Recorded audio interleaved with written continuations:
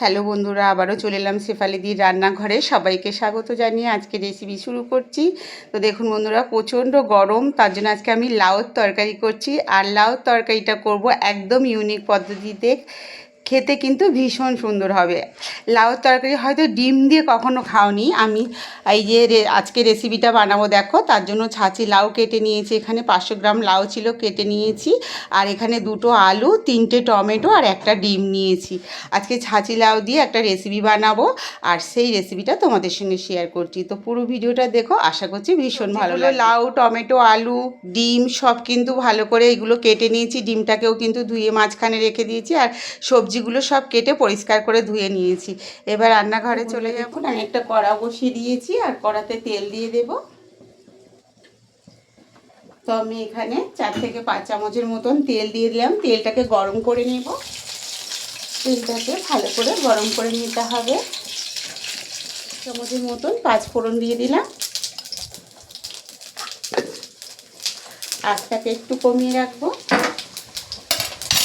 তার সঙ্গে দেখুন বন্ধুরা, এখানে 2টো তেজপাতা নিয়েছি, আর এখানে 2টো পেঁয়াজ আর 4টে কাঁচা লঙ্কা। 2টো পেঁয়াজ আর 4টে কাঁচা লঙ্কা এখানে দিয়ে দেবো।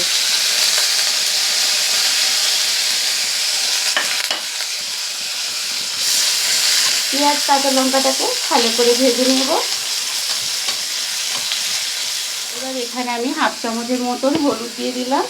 এখানে অল্প করে একটু লবণ দিয়ে দিলাম।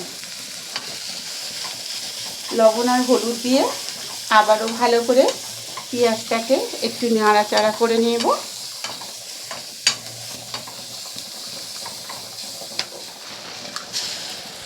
ডিমটা দিয়েও কিন্তু ভালো করে ভেজে নিতে হবে। ডিমটাকে একটু নাড়াচাড়া করে দেব, দিলে কিন্তু এর সঙ্গে পেঁয়াজের সঙ্গে ডিমটা মিশে যাবে। কেটে রেখেছি, টমেটোটা দিয়ে দেবো। এখানে আমি 3খানা টমেটো নিয়েছি।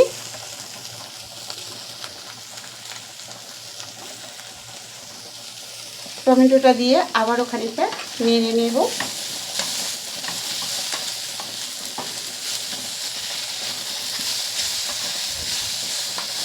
আর এখানে কিন্তু বেশি কিছু মশলা লাগবেই না বন্ধুরা, হালকা মশলাই কিন্তু তরকারিটা হবে।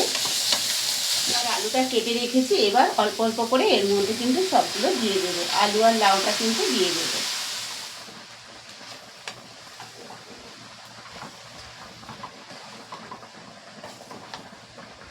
ভালো করে উল্টে পাল্টে নেড়ে নিতে হবে, যেন ডিমটা পুরো লাউয়ের মধ্যে মাখামাখি হয়ে যায়, সেইভাবে কিন্তু নেড়ে দেবো।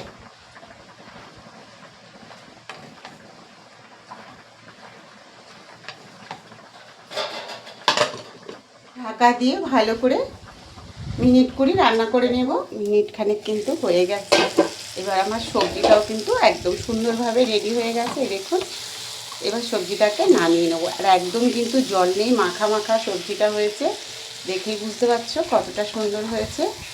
আর দেখো টমেটোগুলো দেওয়ার জন্য দেখো লাল লাল লাগছে, দেখতেও কিন্তু খুব সুন্দর লাগছে তরকারিটা। আর দেখতেও কত ভালো লাগছে। তো আজকে রেসিপিটা কেমন লাগলো বন্ধুরা, অবশ্যই কমেন্টে জানিও। আর রেসিপিটা ভালো লাগলে শেফালিদির রান্নাঘর চ্যানেলটাকে সাবস্ক্রাইব করে পাশে থেকো।